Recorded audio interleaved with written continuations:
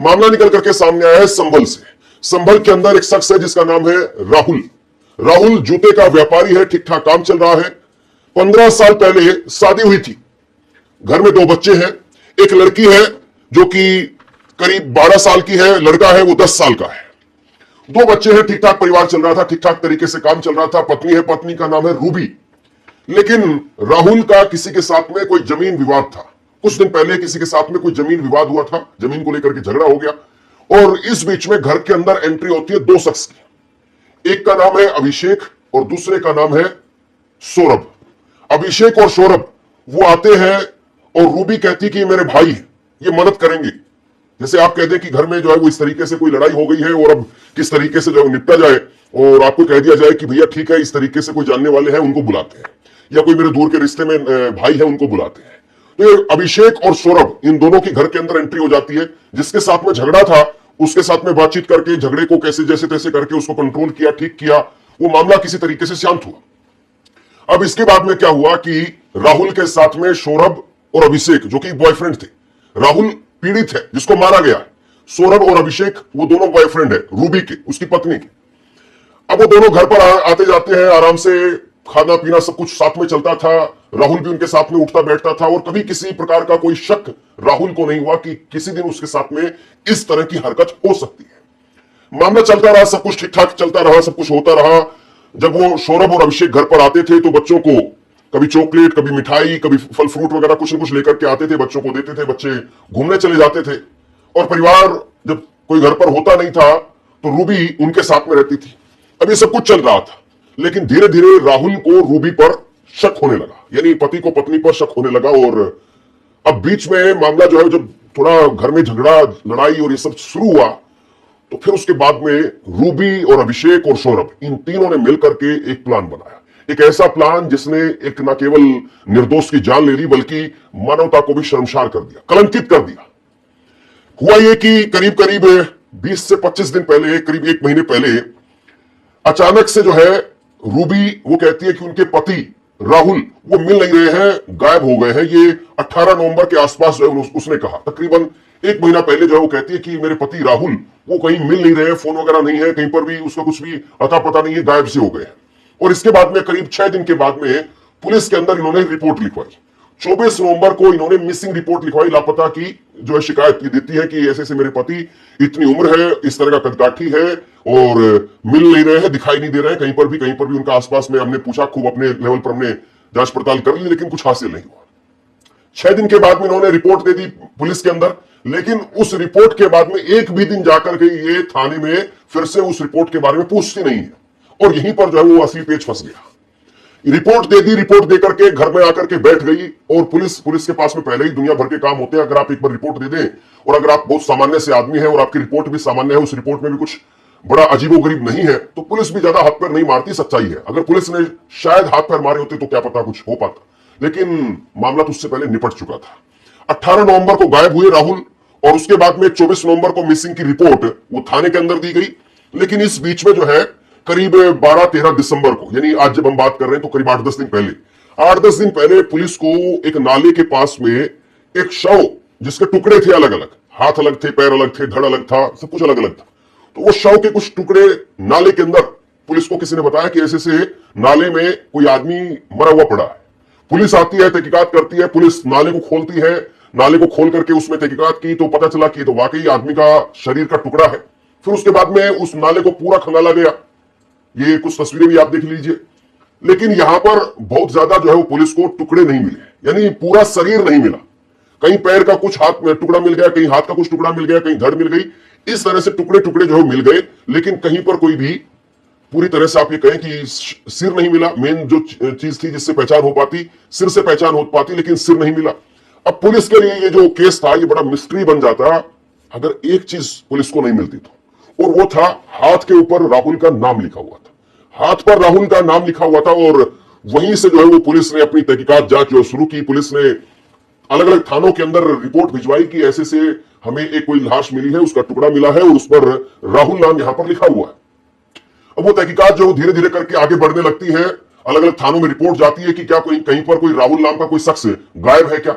अब जिस थाने के अंदर रूबी ने अपने पति राहुल की रिपोर्ट लिखवाई थी, वहां से पुलिस वाले उससे संपर्क करते हैं, फोन नंबर दिया हुआ था, उस फोन पर घंटी गई, उस पर रूबी ने फोन उठाया और पुलिस वालों ने कहा कि आप एक बार जरा आ जाइए, हमें राहुल नाम के किसी शख्स की कोई लाश मिली है। अब रूबी यहां पर परेशान हो जाती है, वो सोचती है कि हाँ कहीं ऐसा तो नहीं कि हम पकड़े जाएंगे, क्योंकि सिर कहीं उन्होंने और दूसरी जगह पर फेंका था, लेकिन वो जैसे तैसे करके, क्योंकि अगर वो नहीं जाती तो फिर मामला पकड़ा जाता, तो जैसे तैसे करके वो चली गई और मुर्दा घर में जाकर के, जहां पर मोर्चरी में शव रखे हुए थे, वहां पर वो शव के टुकड़े भी रखे हुए थे, वहां पर जाकर के रूबी वो हाथ पैर धड़ जो भी वहां पर था उसको देखती है और देखने के बाद में रूबी साफ तौर पर इनकार कर देती है।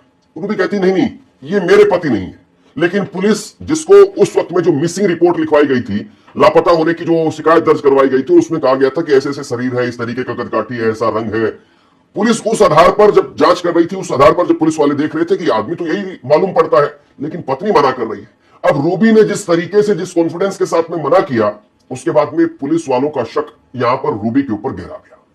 पुलिस वाले वो सोचते हैं कि मामला जितना सीधा दिख रहा है, ये जिस तरीके से आई और आने के बाद में इसके चेहरे की हवाइयां उड़ गई, चेहरे का रंग उड़ गया, रूबी के चेहरे का रंग उड़ गया, और इसने आते ही जिस तरीके से मना कर दिया, फिर उसके बाद में कोई आंसू नहीं आया, किसी प्रकार से कुछ हुआ नहीं, पुलिस जो है वो वहां से अपनी तहकीकात को थोड़ा सा घुमा देती है। यानी अभी तक जो पुलिस की जांच ठंडी पड़ी हुई थी, उसमें एक तरीके से आग आ जाती है और पुलिस ने जो है वो कहा कि रूबी ऐसा है, हम कोशिश करते हैं, तुम चिंता मत करो और हम तुम्हारे साथ में चलेंगे, तुम्हारे घर पर चलते हैं, कहीं आसपास में जाकर के देखेंगे, पूछताछ करेंगे और कहीं ना कहीं से हम राहुल को ढूंढ निकालेंगे। अच्छा है कि ये राहुल नहीं है। पुलिस ने बात को घुमा दिया। अब पुलिस जो है वो रूबी के घर पर जाती है। पुलिस जब रूबी के घर पर गई तो घर थोड़ा सा बिखरा हुआ सा था और वहां पर जब पुलिस ने बहुत गहराई से एक एक चीज को देखना खंगालना शुरू किया तो कमरे के अंदर एक हीटर रखा हुआ था। हीटर रखा हुआ था और हीटर पर कुछ खून के धब्बे गिरे हुए थे। अब पुलिस यहां पर उस हीटर को लेकर के जाती है। खून के जो धब्बे उस हीटर पर गिरे हुए थे उनको जांच करवाया गया और जांच करवाया गया तो वो और उस लाश से जो मिला मैच कर गया। अब यहां पर पुलिस पूरी तरह से क्लियर हो चुकी थी कि हाँ ये मामला यहीं से निकल करके आया है। लेकिन घर में कोई और था जिसने पुलिस का काम और आसान कर दिया। घर में राहुल की बेटी, 12 साल की बेटी, 15 साल पहले शादी हुई थी, 12 साल की बेटी है, 10 साल का बेटा, 12 साल की बेटी घर के अंदर वो आती है और जब पुलिस तहकीकात कर रही थी, पूछताछ कर रही थी, तो फिर उस बेटी ने डरते डरते सारा मामला खोल दिया। उस बेटी ने कहा कि मेरे पापा को इन तीनों ने मिलकर के मारा है और अब असली आदमी को जो छोड़ा जा रहा है। मेरे पापा के जो उसकी बाइट भी है, मैं बाइट आपको सुनाऊंगा नहीं। 12 साल की बच्ची वो कह रही है कि मेरे पापा को इन तीनों लोगों ने मिलकर के मारा है और मैं जब स्कूल में थी तो इन लोगों ने उस वक्त में इस घटना को अंजाम दिया है। ये सारी बातें बेटी ने पुलिस के सामने रख दी और जब पुलिस के सामने बेटी ने सारी बातें रखी तो फिर पुलिस ने पूछा कि घर में आते थे तो कुछ पापा आपके बोलते नहीं थे? तो उन्होंने कहा कि नहीं, ये हम इनको मामा कहते थे। ये जो अभिषेक है और सौरभ है इनको हम मामा कहते थे। यानी घर में वो मामा बनकर के रह रहे थे, मामा बनकर के आते थे, मामा बनकर के रहते थे, खाना पीना सब उस तरीके से होता था। किसी को भी शक नहीं होता था, परिवार को, अड़ोसी को, पड़ोसी को, किसी को भी इस प्रकार से कोई शक नहीं होता था। आस पड़ोस में भी किसी प्रकार की कोई दिक्कत नहीं थी, सब कुछ ठीक चल रहा था। लेकिन वो कहता है ना कि चोर या अपराधी चाहे वो कितना ही शातिर क्यों ना हो, चाहे वो कितना ही अपने आप को मास्टरमाइंड क्यों ना समझे, लेकिन एक ना एक दिन वो फंस जाता है और जरूर फंस जाता है। यहां पर दो चीजें अगर नहीं होती तो शायद कभी भी ये मामला खुल करके सामने आ ही नहीं पाता। पहली बात तो यह है कि उसके नाम पर, उसके राहुल के हाथ के ऊपर उसका नाम था। अगर वो नहीं होता तो पुलिस शायद वहां तक पहुंच नहीं पाती। और दूसरी बात यह है कि लड़की को भी अभिषेक और सौरभ घर पर डराते थे। जब लड़की ये सब कुछ देख रही थी, 12 साल का बच्चा बहुत कुछ समझ जाता है, तो उसको ये कहते थे कि तेरे पापा के दिन पूरे हो गए हैं, अब तेरा पापा मैं बन जाऊंगा। इस तरह से बच्चे को डराने का भी काम करते थे और शायद हो सकता है कि वो बच्ची को भी किसी न किसी दिन निपटा देते, क्योंकि जो आदमी, जो शख्स या जो महिला अपने पति के साथ में इस तरीके का कर सकती है और उसको टुकड़ों में अलग अलग करके अलग अलग जगह पर फेंक सकते हैं, उनका पूरा मकसद यही था कि किसी भी तरीके से हम लोग फंसेंगे नहीं। यहां पर जो असली मामला था वो ये था कि राहुल, जिसका जूतों का व्यापार था, जिसके पास में पैसे थे, पैसे वाला आदमी था, उस आदमी को इसलिए नहीं छोड़ा और ये सारी कहानी इसलिए बनाई ताकि ये सारा मामला मामा बनकर के ऐसे ही चलता रहेगा। और जाहिर सी बात है, जब पहले वो झगड़े के लिए आ रहे थे कि झगड़ा का निपटारा हमें करवाना है, अब तो जब राहुल नहीं रहा तो बच्चों के मामा को ही बच्चों का भरण पोषण करना था। उस तरीके से रहते, यानी एक तरीके से शादी भी नहीं होती, घर में आने जाने की कोई रोक टोक थी वो भी खत्म हो गई थी, हो जाती, ये मान लीजिए आप। और उसके बाद में जो परिवार के पास में जो पैसा था, यानी राहुल का जो पैसा था, उसका जूते का कारोबार था अपना, वो सारा पैसा भी इनको ही मिल जाता। तो ये कुल मिलाकर के कहानी थी कि समाज के अंदर बदनाम भी नहीं होंगे और सब काम भी होगा, लेकिन कई बार काम तमाम भी हो जाता है और होना भी चाहिए। अगर किसी व्यक्ति के साथ में इस तरीके से गलत हो और उसके बाद में आप मौज करें या ऐसी करें, वो सही भी नहीं है। तो बहरहाल सतर्क रहिए, चौकन्ना रहिए। जब पुलिस आई तभी जानकारी मिली हमें तो। मतलब ऐसा कांड हुआ है, ऐसा आज तक हमने सुना ही ना, बिल्कुल भी। बहुत गलत हुआ है। यहाँ पर रूबी और उसका पति कब से रहते? लगभग 7-8 सालों से रह रहे हैं। क्या करता था राहुल? राहुल पहले राजमिस्त्री था। हाँ। अब आके ये चप्पलों का काम करने लगा।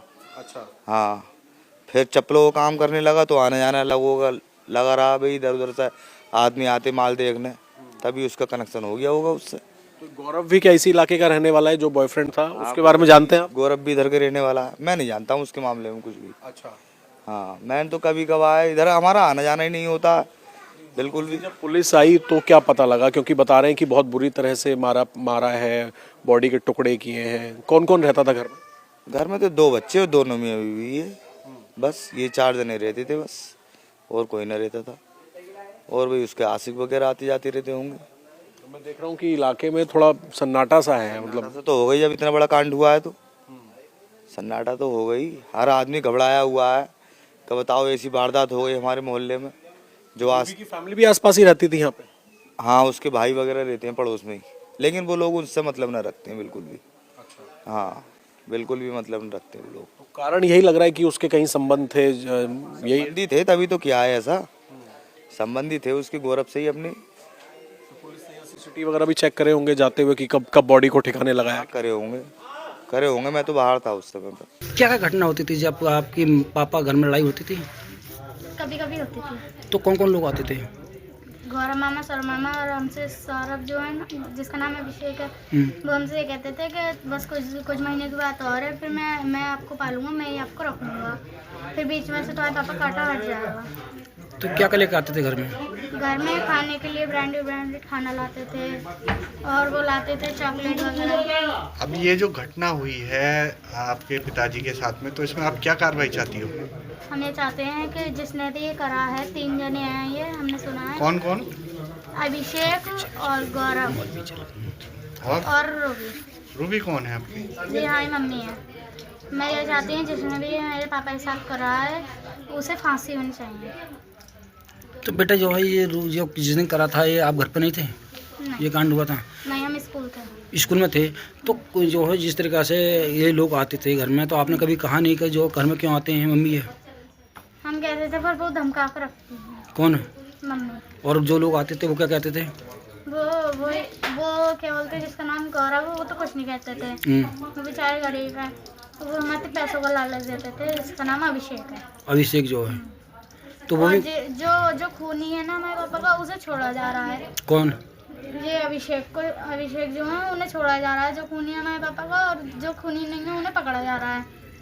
अब हम ये तो कह नहीं रहे हैं कि हमारी मम्मी को छोड़ा, हमारे मामा को छोड़ा, ये तो कह नहीं रहे हैं।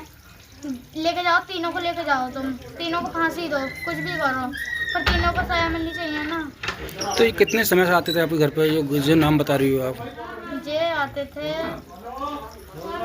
पक्की नहीं पता मुझे, पर कम से कम 5-6 साल से तो आते थे। तो कभी आपने देखा घर में जो जैसे आपको कुछ लगा हो, कभी सोते हो पास में बैठते हो?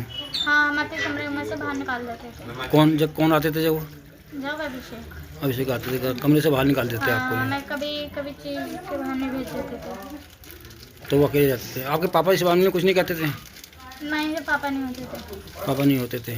तो आपके पापा के सामने कभी आते थे? पापा नहीं। के सामने आते थे। तो फिर किस तरह से बातें करते थे घर में? कोई कैसी बातें सुनी होंगी आपने कभी? नहीं, मैं बाहर निकाल देता। तो अभिषेक किस तरह की बात करता था? अभिषेक किस तरह की बात करता था घर में? आपसे क्या कहता था?